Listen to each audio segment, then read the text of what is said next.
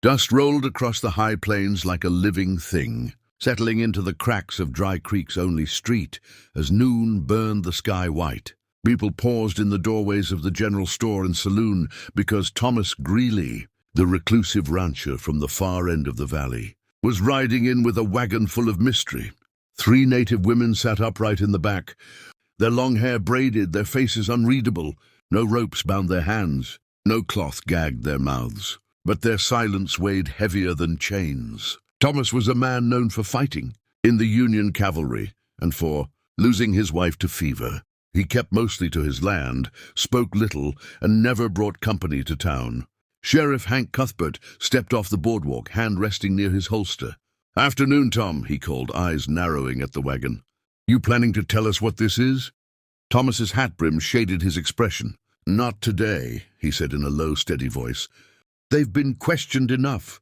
The sheriff blinked, unsettled, as Thomas flicked the reins and drove on past the saloon and toward his supply stop, leaving behind a street full of whispers. Speculation churned like a prairie storm. Some swore he'd kidnapped them. Others said he was hiding gold or secrets. Inside the general store, the women stood beside him while he purchased flour, coffee, and blankets. They spoke only to one another in a tongue the townsfolk didn't know, soft as wind in the grass.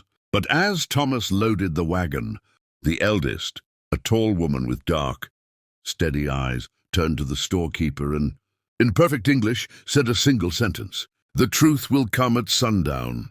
Then she climbed back into the wagon. The words hung in the air like the toll of a bell. No one moved. By the time Thomas and the women rolled back down the road toward his distant ranch, Dry Creek had already started to splinter into factions.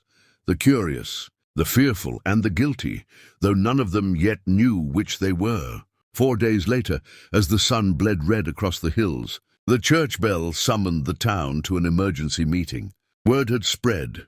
Thomas Greeley and the 3 native women were coming to speak. The pews creaked under the weight of ranchers, shopkeepers and wives clutching kerchiefs. Even Sheriff Cuthbert sat rigid in the front row.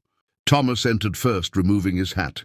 The women followed, no longer silent but calm, their presence commanding more than any badge or title. Thomas's voice carried over the murmurs. "You've all been living on a story that isn't true.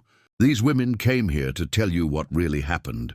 Then he stepped aside. The eldest introduced herself as Ayanna and spoke of the night soldiers and hired gunmen, and some wearing badges of the very county, burned her people's lodges to seize the valley for a promised railway. She named names, dates, and places. The second woman, Chenoa, unwrapped a leather bundle containing a treaty signed by Dry Creek's founding mayor, guaranteeing protection in exchange for land. The signature matched the one on the town's charter. The third, Naeli, produced a small ledger showing secret payments from the mayor to the raiders. Murmurs rose to shouts. Some townsfolk stared at the floor, pale. Others hissed disbelief. Then an old man stood, the mayor's own son, frail and coughing, and confessed that his father had orchestrated the massacre and bribed the soldiers, that the town's prosperity rested on blood and betrayal. His words echoed against the wooden beams until silence swallowed them. No one moved. Outside, the sun slipped beneath the horizon, staining the windows crimson like a wound. Ayanna's final words were quiet but clear. "We came not for revenge, but for remembrance. You cannot undo what was done, but you can stop living a lie." Without waiting for applause or forgiveness, the 3 women turned and walked out, Thomas following.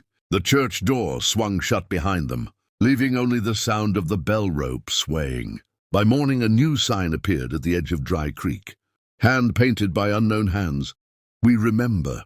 The town would never again speak of the day in the same way, not because they'd forgotten, but because silence had become a vow to face the truth at last. Please subscribe my channel for more videos.